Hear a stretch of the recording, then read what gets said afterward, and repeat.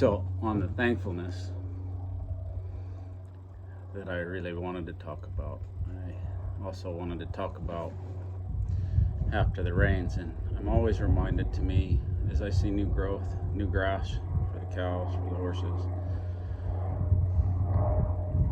of just the renewal.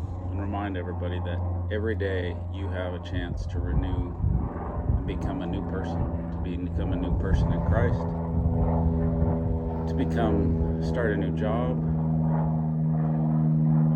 anything. There's the saying, today is the next page of your 365-day book, and that doesn't have to just be in New Year's, but with the rain coming, I'm always reminded about the renewal and the renewal of my faith and the forgiveness of my sins. 1 Corinthians speaks, for we were all baptized by one Spirit, so as to be one body, whether Jew or Gentile, slave or free, and we were all given the Spirit to drink. And that,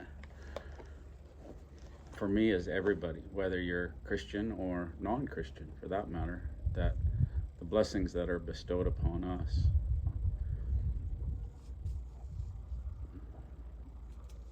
are overwhelming right now.